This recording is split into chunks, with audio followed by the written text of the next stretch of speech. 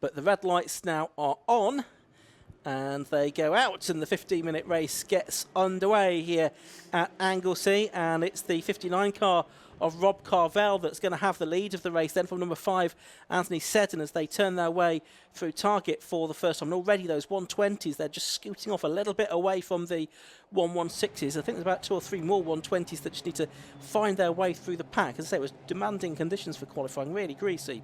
And so possibly some of those 120s that didn't qualify so well might come into their own as the race goes on. There was one going wide there on the exit of the banking, but all was well. Car got back onto the circuit. I think it was this turquoise car that was coming through that was off the road momentarily, which we'll try and work out who that was in just a moment. But look at the sight of these cars making way through that kink past the racing school, up towards Rocket they go. That's the 151 car, which is Peter Keane, who's living up to his name, isn't he? As he's alongside Matt Priestwood there through the Rocket for the first time. So coming towards the end of the first lap of this race, Andy, some good battling among the 116s, but it was the 120s of Rob Carvell and Anthony Seddon that were to the fore. And George Healer as well, also trying to move through the order in his 120 there, the number 187 car. I'm going to assume the same George Healer that I saw racing in TCR UK on occasion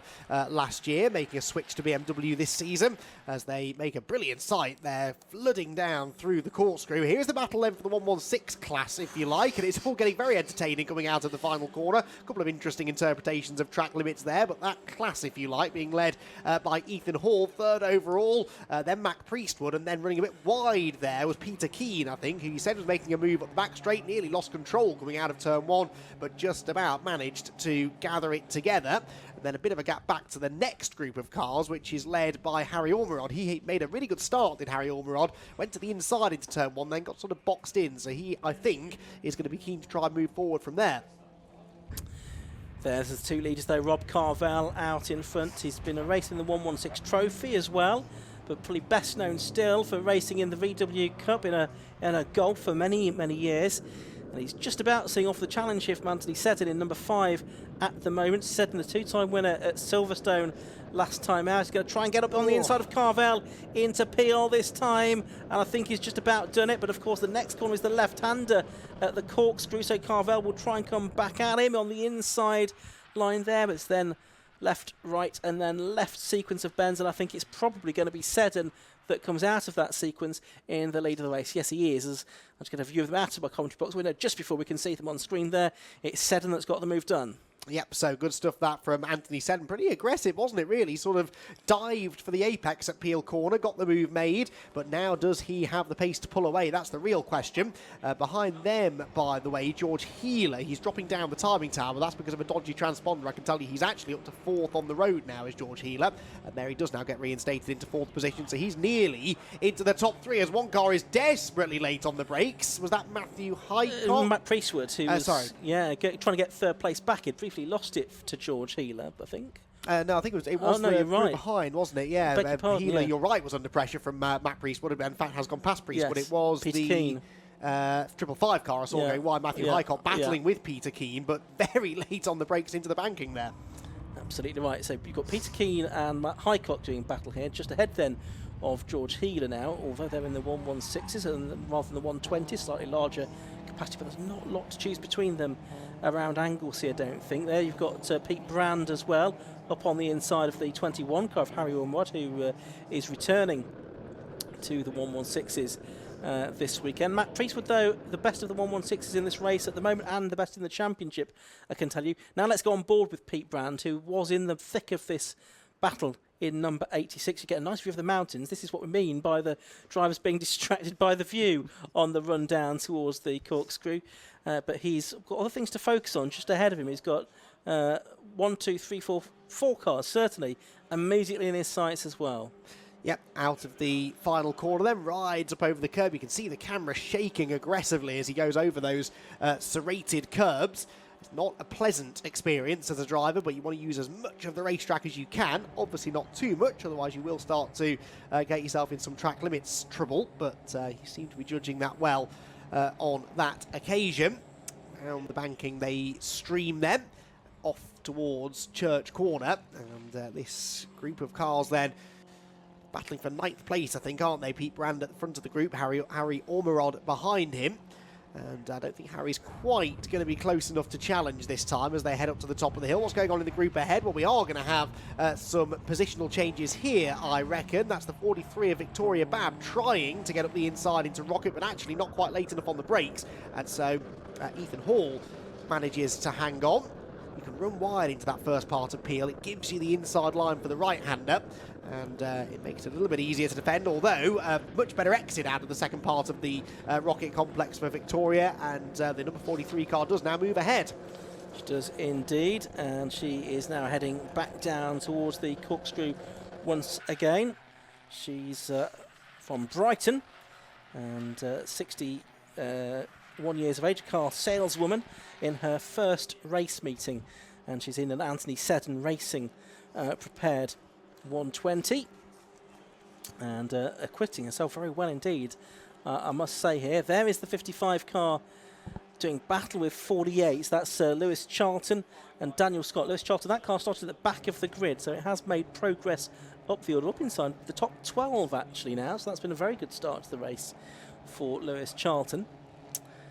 And he's made a lot of progress during the course of this race so far.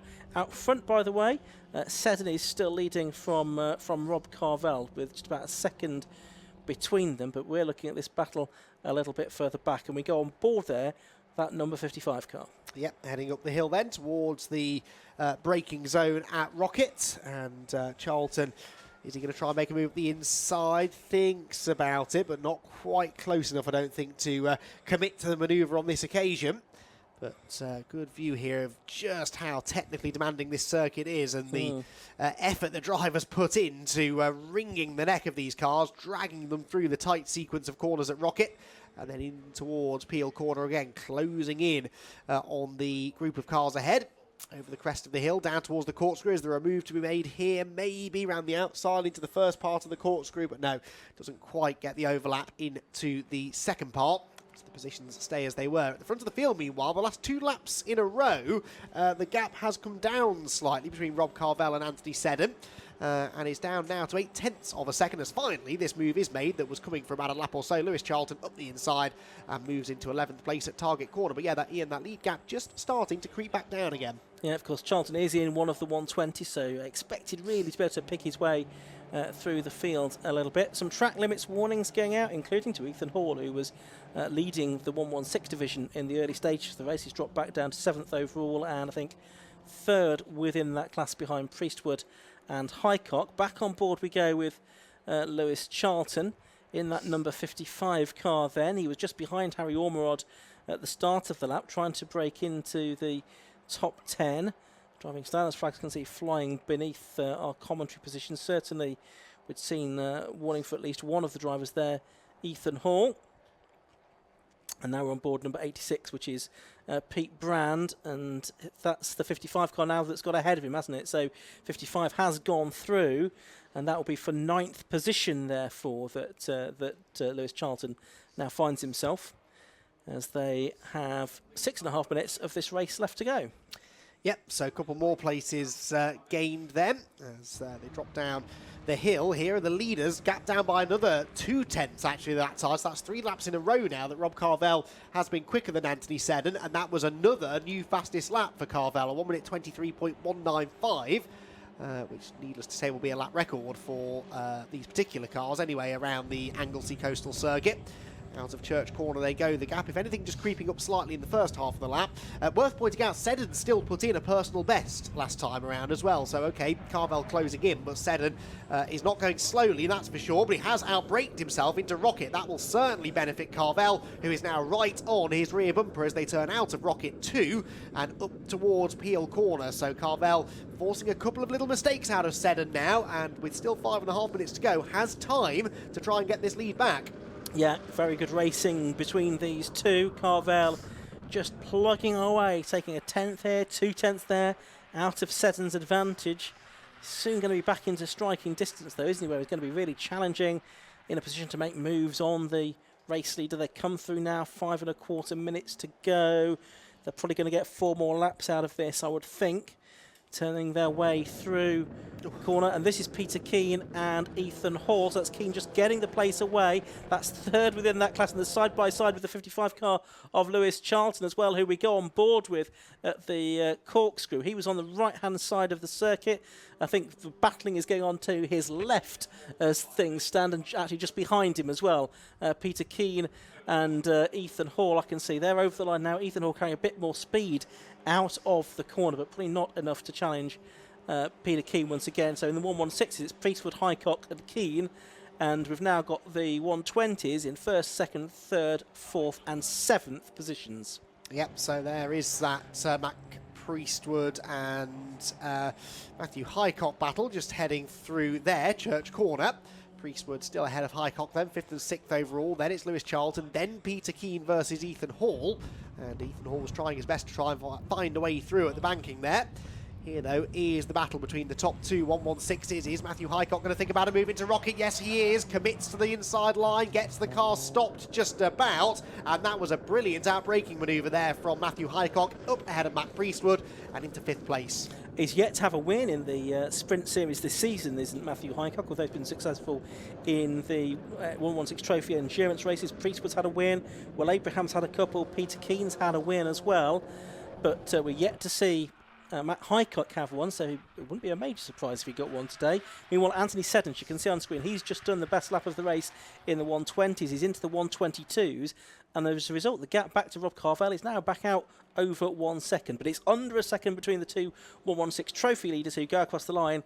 Matt Priestwood will try and find a way back through ahead of Matthew Highcock. Yeah, good battle this. I don't think Highcock's that much quicker than Priestwood, so Matt will certainly be thinking about how best to try and get that place back again. Maybe with a good exit from the banking, a strong run through Church, and then a bit of a slipstream up the hill. That is the place to try and make a move, really, isn't it?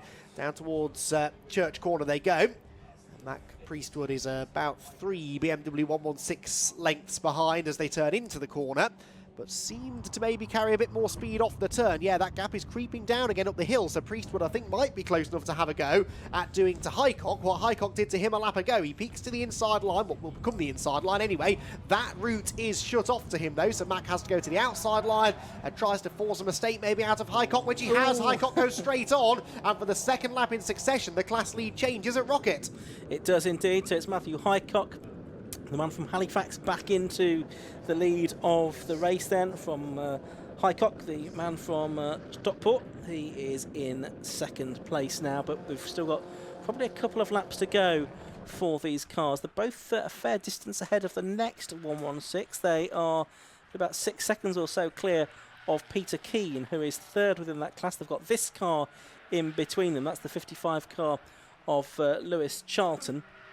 And he's lapping a little bit faster than them, of course, by around about a second or so per lap. So he's probably just about going to catch them by the end of the race. Both of them exploring as much as they possibly can of track limits. There, we're going to get a move, are we, on the inside at the banking? This is Highcock up on the inside there, side by side, all the way through that right-handed hairpin. It's another right-hander next. That's the fast sweeping Church Corner. They've both, I'm sure, got their foot to the floor here, because it's flat out really through Church Corner in an underpowered car like this, and they are still door handle to door handle all the way through Church Corner, out of Church Corner, past the school building, and it's just a nose in front for Highcock, but he's on the outside line. We're going to get another change of move at Rocket. I don't even know who's ahead really going into it, so it's hard to tell.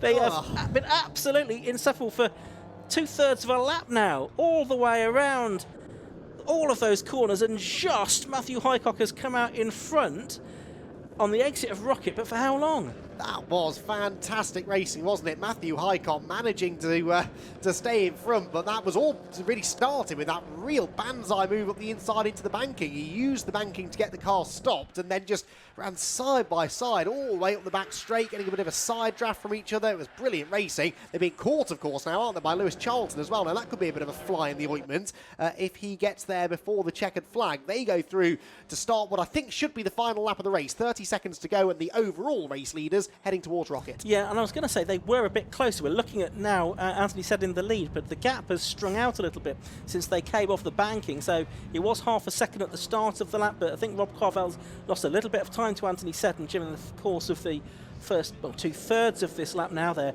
up at Rocket Corner, out of Rocket Corner towards Peel, and then it's just Peel and the Corkscrew to go. And I think that Anthony Seddon is probably going to make it 3 wins in a row in the 120 Coupe Cup. He was successful at Silverstone in May, and it looks like he's going to add a victory here in the first of 2 races today at Anglesey. Out of the final corner he comes. He's going to take the win. I think it's still to be decided in the 116s. It's Priestwood ahead, but he runs wide this time up at the Rocket left-hander. But there's the win in the 120s for Anthony Seddon by 0.6 of a second over Rob Carvell. It should be George Healer that comes home in 3rd place.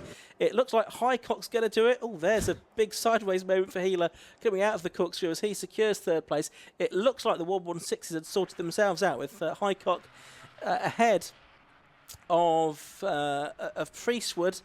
Yeah, here they come. They've got Lewis Charlton right behind them as well. Only a corner to go, but it's going to be Highcock that's going to come through to take his first victory of the season in the 116 Sprint Series. And it's going to be Matt Priestwood who's 2nd within that class and 6th overall, I should say. And Lewis Charlton just can't quite get ahead of Priestwood for a top 6 outright finish as they go across the line. Well, fantastic racing that, wasn't it? The 116 Sprint Trophy in particular. Reasonably good battle between Seddon and Carvell, but Seddon just sort of controlled the race once he hit the front. Behind him, though, anything but controlled, wasn't it, really? That battle between Highcock and Priestwood, but brilliant, squeaky clean racing. No contact between the two of them. That is exactly what we like to see. And Matt Priestwood threw everything at that on the final lap, but just couldn't quite get the car stopped up at the top of the hill at Rocket. But certainly 10 out of 10 for effort, and those two put on quite a show. Really looking forward to race 2. Yeah, absolutely right, and it means that gap has narrowed in the championship. Matthew Highcock, who was 9 points behind Matt Priestwood coming into this race, so that gap will have fallen down. Will Abraham, I don't think he actually started that race, did he, looking at it? No, I don't see him on the timing screen. Or did he? You're pointing to it. 11th, beg your pardon, he did, but he was 2nd in the championship coming into this weekend, so a bit disappointing for him. It was the 120s that dominated at the front of the field, though they're not part of the championship, they're just doing it for fun. Anthony Seddon it was, number 5, that took the win at the end of 11 laps by 0.622 seconds over Rob Carvell, number 59, in 2nd place. George Healer, 187, was 3rd. Victoria Bam, 43, was in 4th place. Then it was the first of the 116 cars, which was Matthew Highcock. He was ahead of number 173, Matt Priestwood, who completed the top 6. Then it was another 120 for 55 Lewis Charlton, ahead of the 116s of 151 Peter Keane, 25 Ethan Hall, and 86 Pete Brand, who rounded out the top 10 ahead of, yes, Will Abraham, he certainly was there, wasn't he, ahead of Harry Ormerod, Freddie Tatham and Paul Whiten. A bit further back, Jack Gordon, he was 15th, ahead of Ben Wilshire, Daniel Scott, Jonathan Baker, David Hutton, and rounding out the top 20 was Connor Anderson. And there's another race for the 116 Sprint Trophy and 120 Coupe Cup at the end of the afternoon, or dare I say evening. It's scheduled to start at 10 to 7, that race. It's a long afternoon of racing here at Anglesey Circuit, but a shorter day tomorrow, all being well. So we've got 9 races left to go today. Next up, we're going to be one of the highlights of the weekend for me. It's the Dunlop Mini Melia Championship, but down in Parc Fermé, we're ready to go to Kieran Mogg. It's a bit manic down here, but we are down here, and what a race, what an absolute race. We're going to quickly go and chat to our race winner, Anthony Seddon. If we just dash over here just a second, and if we can just bump in here. Anthony, what a race. You had to really defend that one. How was it? It was fantastic. It was a great race. Thank you very much. I was pushed by Rob here all the time, kept honest. I just had to keep at it. And it kind of ebbed and flowed. I was having trouble with the rear tyres at one point and sort of managed it. And then I could see Rob struggling on a bend. And it was just a great race. Thank you very much. It's always great, isn't it, to have that clean, good, fair racing? Oh, yeah, absolutely. Yeah, always give an inch. Absolutely. Well, congratulations on your win. Thank you very much. Cheers, thank you. And as you're here, we'll have a quick word with you as well. Fantastic race, nice and clean. It was. Not really quite. enjoyed it. Yeah, it's a really good race. So lots of effort and energy into that race, and any mistakes were punished, which is how it should be. So Anthony's got this one, but I'm going to get him back for that. Look forward to seeing that then. Thank you. Cheers, thank you. Now we'll go and speak to our class winner in the 116s. If we can just go and find Matthew Highcock. If I can just squeeze past you, gentlemen, sorry. I don't know where he is. I think he's all the way somewhere at the back. His car is the 555 just there. I don't know where he's gone though. I don't think he's in the car. He's not. That's helpful. Do you know where he is? He's over here. Mac. Yeah. No, not Mac. Matt. Yeah. Matt, I'm looking for Matt Highcock. I can't find him. No. Unfortunately, I can't find him. It's his first win of the season as well. I really want to have a chat with him, but unfortunately, not able to. So, with minutes are just about to go out, we'll go to a quick ad break, and we're back in just a minute.